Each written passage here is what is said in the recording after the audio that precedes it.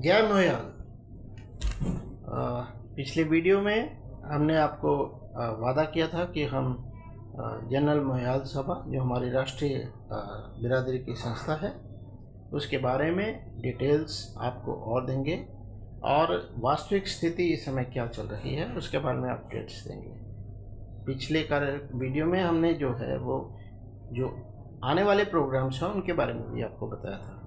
अभी उस प्रोग्राम्स के रिलेटेड और कोई विशेष अपडेट नहीं है, परंतु कुछ एक हमारे बिरादरी के सीनियर्स ने हमसे रिक्वेस्ट की कि आपके पास डिटेलिंग काफ़ी रहती है तो आप हमें मौजूदा स्थिति से अवगत करवाएं, क्योंकि हमने पिछले वीडियो में भी कहा था कि इस समय जो राष्ट्रीय स्तर पर जो चल रहा है उसके बारे में प्रॉपरली अपडेट्स बिरादरी तक नहीं पहुंच रही हैं। जो हमारा मोहयाल मित्र पत्रिका है, जो देश की सबसे पुरानी पत्रिकाओं में एक शुमार है, उसमें भी बहुत तरीके से सेंसर लगाया जा चुका है, जिस वजह से हमारे पास सिर्फ सीमित जानकारियां जो है वो उपलब्ध हो पा रही हैं। तो मैं आपको आज के सिनेरियो के बारे में कुछ अपडेट्स करने जा रहा हूं, क्योंकि डिटेल बहुत है, इसलिए मैंने इस मामले को जो वीडियोस हैं उसको छोटा समराइज करने का फैसला लिया है। 4-5 मिनट का वीडियो होगा, आपको डिटेलिंग टाइम के टाइम दी जाती रहेगी। तो प्रेजेंट सिनेरियो की बात करें तो हमारे पंजाब के वरिष्ठ बिजनेसमैन विनोद दत्त जी इस समय राष्ट्रीय जनरल जो मोहयाल सभा है हमारी, उसका बतौर प्रधान नेतृत्व कर रहे हैं। उनकी टीम पिछले 5 साल से इस उपलब्धि की ओर अग्रसर थी। तो बताना चाहूँगा कि उनका टेन्योर इस जुलाई महीने की 31 तारीख को ख़त्म हो चुका है। 5 वर्ष का उनका कार्यकाल था। तो अब क्योंकि नए चुनाव होने हैं तो उसके लिए तैयारियों के लिए 3 महीने का अतिरिक्त समय जो लिया गया है। पिछले चुनाव में जो जुडिशियल मजिस्ट्रेट है उनकी उपस्थिति में एक बोर्ड ने हमारे चुनाव करवाए थे, क्योंकि कई जो लिस्ट को लेकर बहुत सारी ऑब्जेक्शंस थी, मेंबरशिप को लेकर ऑब्जेक्शंस थी, तो उसके मद्देनज़र ये चुनाव हुए थे।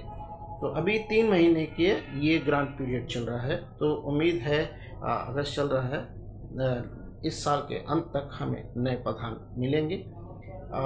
उसके सभा के थोड़ी और डिटेलिंग बताएं तो सभा जो है हमारी आज़ादी से पहले की थी, जो पहले लाहौर में चलती थी। तो जब आज़ादी हो गई तो उसके बाद उस सभा की एसेट्स के बिहाफ पर हमें जो भारत सरकार है उसने नई दिल्ली में काम करने के लिए, फंक्शनिंग के लिए यहाँ पर एसेट्स उपलब्ध करवाई, जिसके बाद हमारे जो सीनियर थे, एंसेस्टर्स थे, पूर्वज थे, उन्होंने बाखूबी मेहनत कर यहाँ पर पूरे देश से संस्थाओं को जोड़ा, जो बिरादरी के लोग थे उनको जोड़ा और एफर्ट्स करने शुरू किए। एफर्ट्स की देन थी कि हमारे पास 2 प्रमुख संपत्तियाँ बनी। उसमें था एक तो जो दिल्ली का ऑफिस था और उसके बाद हरिद्वार और वृंदावन के आश्रम, जिसकी मैनेजमेंट वगैरह जो पहले हमारे सीनियर्स खुद करते थे, उनकी फंडिंग वगैरह जो है वो जीएमएस डायरेक्टली खुद करती थी। तो अलग अलग प्रभाग बनाए गए, अलग अलग फंड के सिस्टम्स बनाए गए, प्रकोष्ठ बनाए गए, जिसमें अगर हमारी बिरादरी की जैसे विधवा पेंशन थी जो प्रमुख थी, तो उसका जो है वो एक अलग प्रकोष्ठ था, लंगर फंड के लिए अलग प्रकोष्ठ था, और जो संस्थाओं के मैनेजिंग के लिए काम किया जाता था उसके लिए अलग प्रकोष्ठ था। तो एक तो ये एसेट्स हैं। तो अभी जो क्योंकि इलेक्शंस होने वाले हैं तो उससे रिलेटेड जानकारी कुछ देना चाहता हूँ, क्योंकि 1995 से करीब लोकल सभा के माध्यम से हम इस संस्था से जुड़े हुए थे। उस समय लगातार 3 साल के लिए हमें लोकल सभा के थ्रू जनरल मोहयाल सभा की मेंबरशिप मिली थी। पर जैसे ही इलेक्शंस में इस वोट राइट को लेकर इश्यूज बढ़ने लगे तो वो जो जितने भी मेंबर पूरे देश भर से जनरल महिला सभा के साथ जुड़े गए थे, उनको प्रॉपरली सेंसर करते हुए, उनको वोटिंग राइट से दूर करते हुए जो है उन जो मेंबरशिप है उसको रद्द कर दिया गया।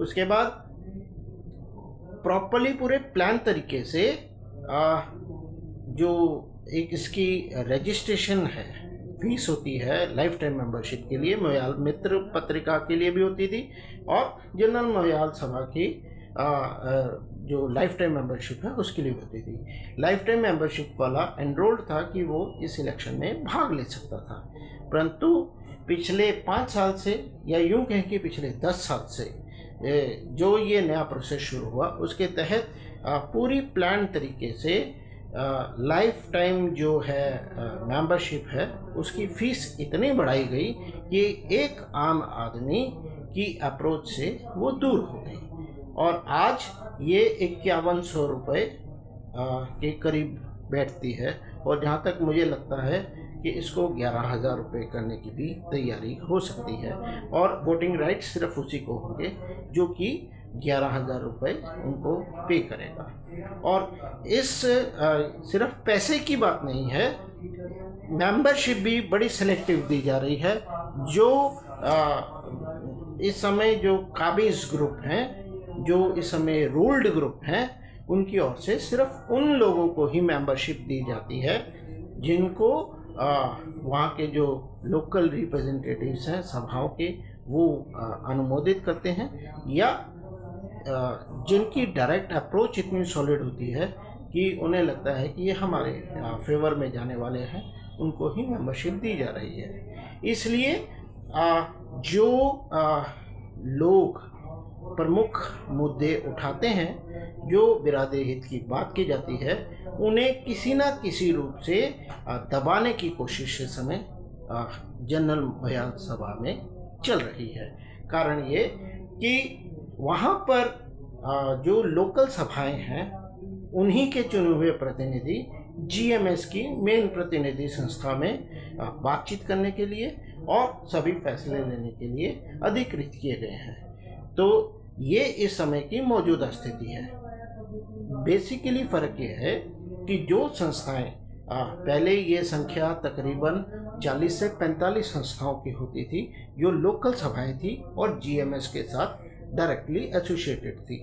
आज ये संख्या कम होकर महज 20 से 22 रह गई है, और जो एक्टिव संस्थाएं हैं वो उनकी संख्या इससे भी कम है, और वही संस्थाएं एक्टिव हैं, वही संस्थाओं की बातें आप तक इस समय जो जनरल महिला सभा की पत्रिका है महिला मित्र, उसके माध्यम से आप तक पहुंच रही हैं। बाकी संस्थाओं की गतिविधियां क्या हैं, उनका पिछले 5 साल में क्या संपर्क किया गया, उनकी क्या वास्तविक स्थिति है, इस बारे में भी आपको जल्द अपडेट दूंगा। जय महिला।